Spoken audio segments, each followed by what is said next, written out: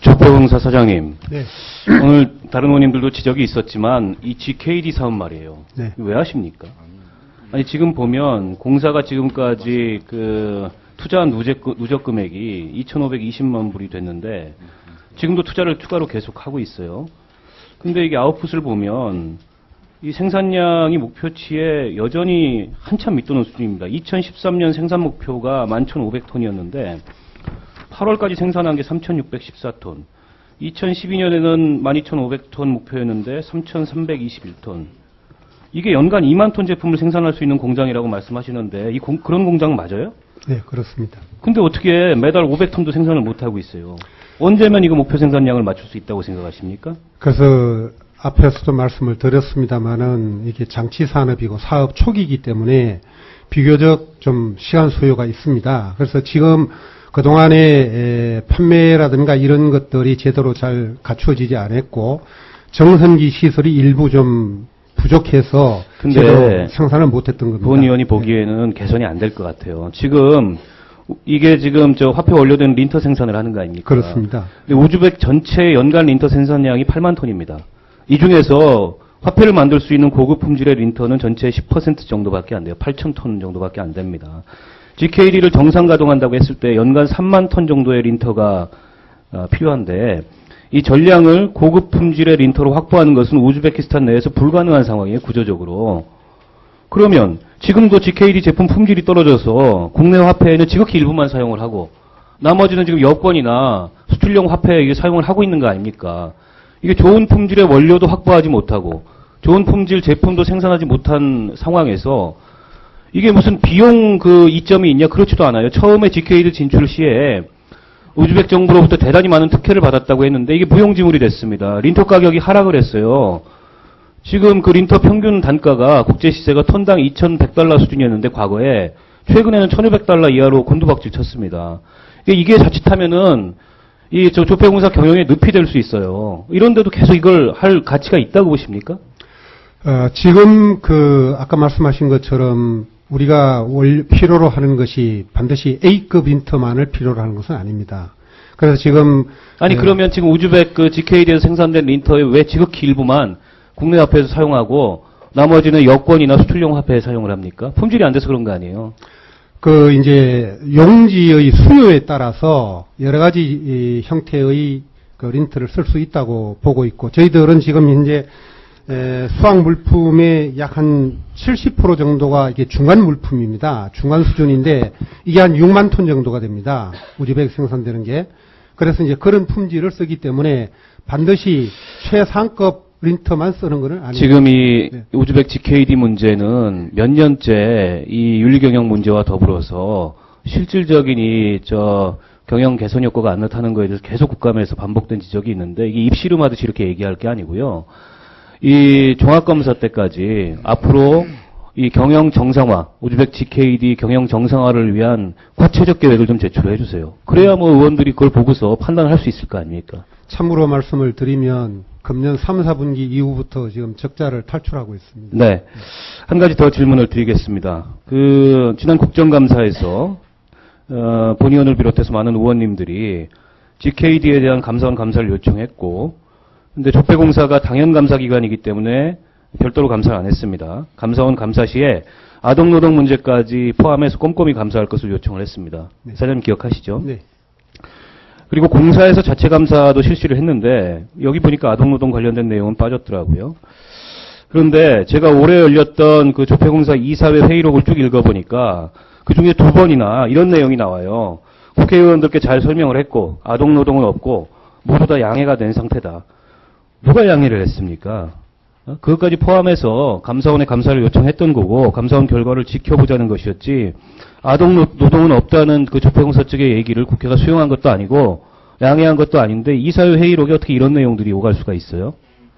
감사원 감사 문제는 원래 당초 감사원 쪽의 계획이 10월경에 나오는 걸로 계획이 돼 있었습니다. 조폐공사에서 현지 아동노동 관련해서 계속 개선되고 있다 없다 하는데 과연 현지 실태를 얼마나 어떤 방법으로 파악하고 있는지 대단히 궁금합니다. 그래서 오늘 이와 관련돼서 그 참고인이신 김종철 변호사가 출석을 해주셨습니다. 제가 질문을 드리겠습니다. 김 변호사님 앞으로 좀 나와 주십시오. 님께서는 이 우즈벡 아동 그 강제노동 포함해서 국제인권 관련된 활동을 여러 가지 해오셨습니다. 그동안에 활동해왔던 내용을 간략히 좀 설명을 부탁드리겠습니다. 네, 저는 그 비영리 공익변호사 단체인 공익버센터 어필에서 상금 변호사로 일하는 김종철입니다. 저는 그동안 국내 취약한 이주자인 난민과 인신매매 피해자들을 지원하는 일을 했고요. 또 해외 한국 기업들의 인권 침해 관련해서 모니터링을 하고 그 피해자를 구제하는 일을 해왔습니다. 우즈벡 아동 강제 노동과 관련해서는 처음 알게 된 것은 이제 이주 아동 구금 문제로 유엔 아동 권리위원회 심의에 참석했다가 거기서 위원들이 한국 기업들이 우즈벡 아동 강제 노동에 연루돼 있다라는 그런 권고를 듣고 처음 관심을 갖게 됐습니다. 나중에 알게 된 거지만 우리 정부도 우즈벡에 대한 그 보편적 인권 정례 검토에서 아동 강제 노동을 근절할 것을 권고한 바가 있습니다. 지금 네. 아동 강제 노동 관련해서 작년 국감을 비롯해서 의원님들이 그 윤리 경영 문제를 계속 지적을 했는데 앞서도 설명드렸듯이 조폐공사에서는 올해 수학기에는 강제 아동 노동이 없었다 이렇게 주장을 합니다. 김 변호사님께서는 제가 알기로 가장 최근에 우즈베키스탄을 다녀오신 것으로 알고 있어요. 특히 강제 아동 노동 모니터하기 위해서. 과연 올해 수학기에 아동 노동이 근절됐습니까? 그렇지 않습니다. 제가 9월 말부터 10월 초까지 2주간 다녀왔는데요. 아동 노동은 여전히 존재하고요. 특히 고등학생들의 그 강제 노동은 전국적으로 전반적으로 이루어지고 있습니다. 뿐만 아니라 이제 성인들의 강제 노동은 예전보다 더 강화됐는데요. 여기서 성인들이라고 할 경우엔 뭐 보건소에 일하는 의사와 간호사라든지 교사라든지 그런 지방관청 공무원 그런 사람들이 이제 전반적으로 동원이 됐습니다.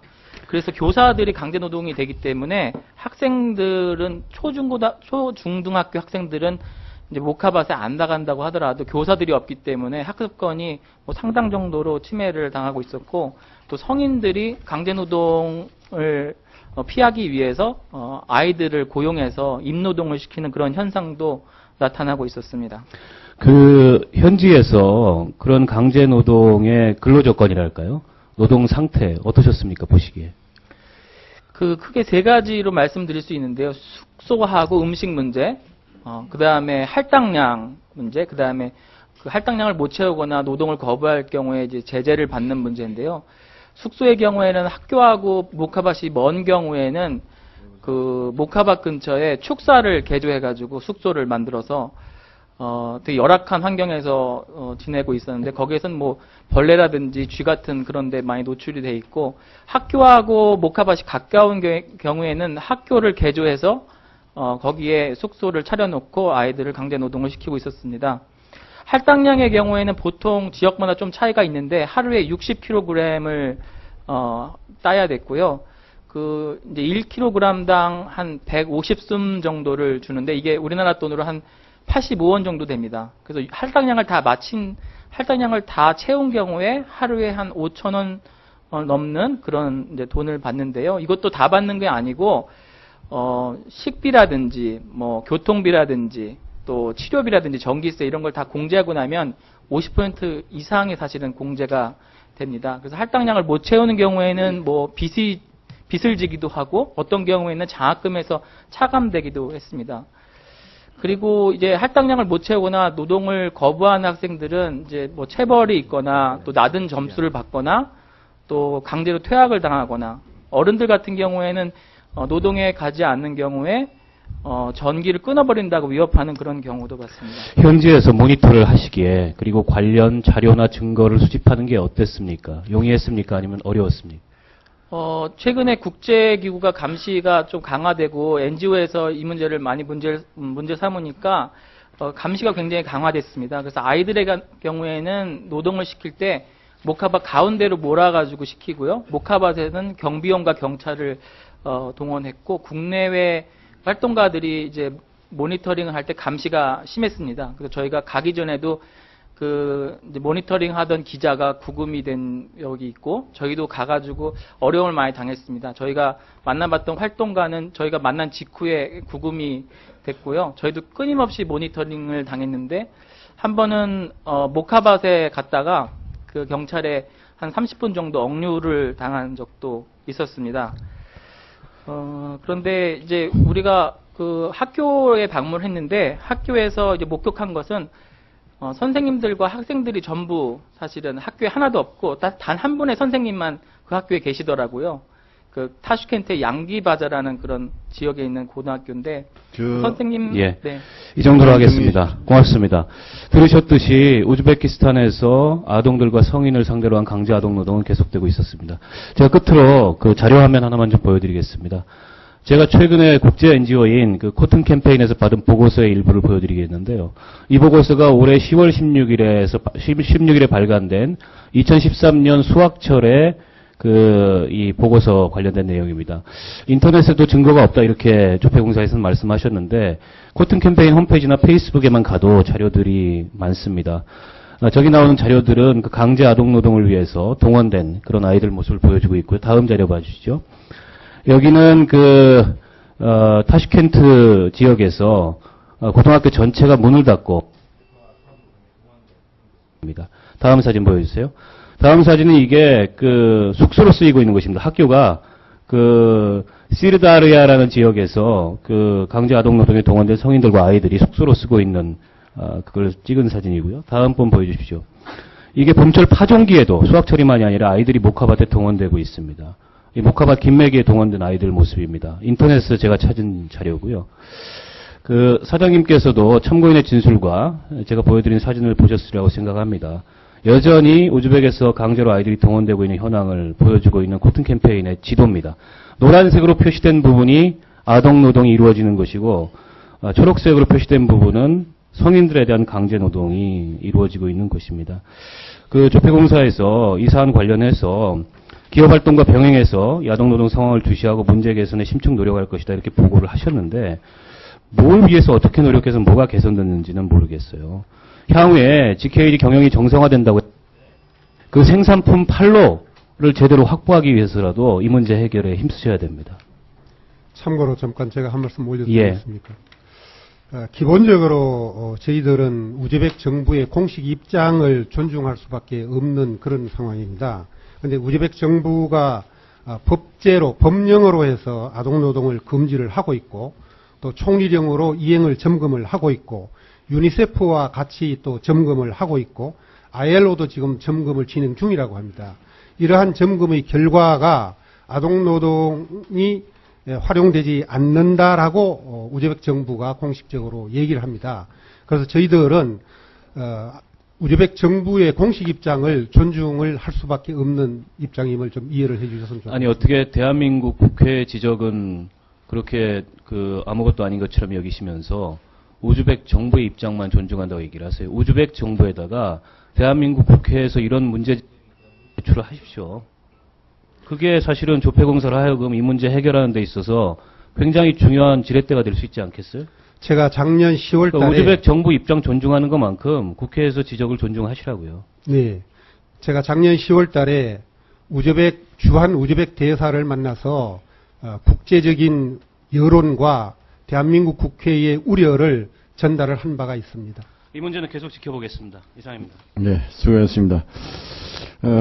장로연에게 혹시 추가 질의하실 이유는 안 계시겠죠? 예.